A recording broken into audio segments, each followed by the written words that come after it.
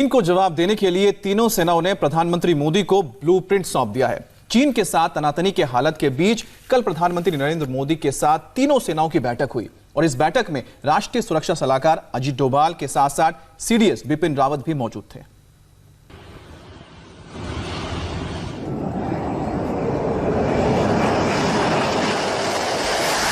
भारत चीन बॉर्डर की यह तस्वीर है। पूरी दुनिया के साथ साथ भारत में भी कोरोना काल है, लेकिन देश इस संकट की घड़ी में भी एक दूसरे संकट के लिए तैयार है।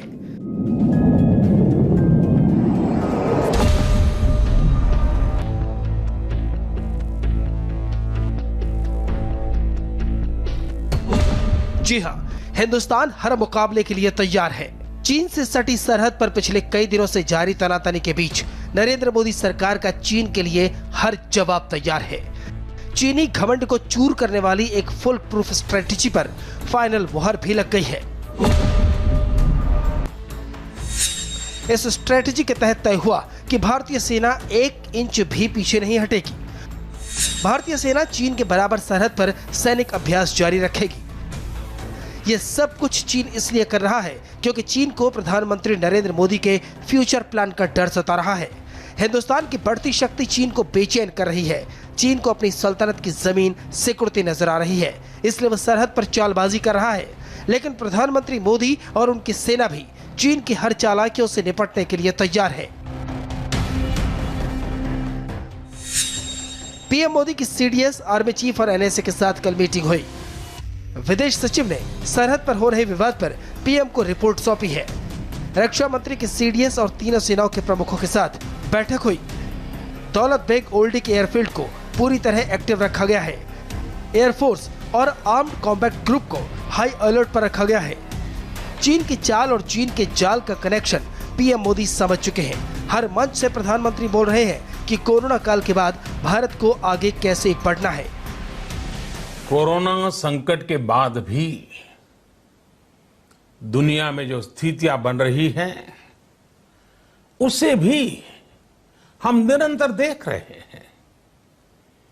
जब हम दोनों कालखंडों को भारत के नजरिए से देखते हैं तो लगता है कि 21वीं सदी भारत की हो, ये हमारा सपना ही नहीं, ये हम सभी की जिम्मेदारी भी है।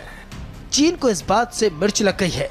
कोरोना काल के बाद दुनिया में चीन को अपनी जगह डगमगाती नजर आ रही है, क्योंकि चीन जानता है कि कोरोना वायरस को लेकर पूरी दुनिया में उसके मुल्क के खिलाफ आक्रोश है।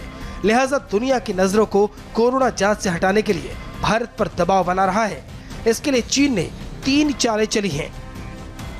लद्दाख और सिक्किम में एलएसी पर विवाद, चीनी शहर पर नेपाल का लिपुलेख पर बोलना, पीओके में चीन का दियामेर भाषा बांध का निर्माण। इसके पीछे चीन का मकसद साफ है, किसी भी तरह इलाके में अशांति पैदा की जाए, भारत की बढ़ती ताकत को रोका जाए। मोदी के आत्मनिर्भर भारत का ब्लूप्रिंट और चीन से विदेशी कंपनियों के एग्जिट प्लान को रोका जाए, क्योंकि दुनिया में बड़ी बड़ी कंपनियों के कई फैसलों ने चीन की नींद उड़ा दी है। एप्पल कंपनी चीन से प्रोडक्शन भारत में शिफ्ट करेगी।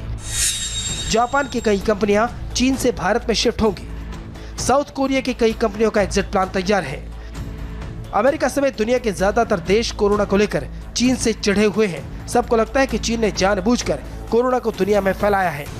दुनिया ये भी मानती है कि चीन अपनी आदत के मुताबिक कोरोना को लेकर बता कम रहा है और छिपा ज्यादा रहा है। ऐसे में दुनिया के बड़े से लेकर छोटे देशों की नाराजगी उसे बड़ी आर्थिक चोट दे सकती है और वो इससे तिलमिलाया हुआ है। चीन के खिलाफ पूरी दुनिया में हवा बह रही है। चीन को डर सताने लगा है कि दुनिया भर में बादशाहत कायम करने का उसका सपना टूटने वाला है और इस डर की वजह से चीन भारत से सटी सरहद पर सैनिकों का जमावड़ा लगा रहा है। लेकिन उसे समझ लेना होगा कि भारत अब 1962 वाला नहीं है। ये 21वीं सदी का भारत है जो दुश्मन को मुंहतोड़ जवाब देने का मादा रखता है।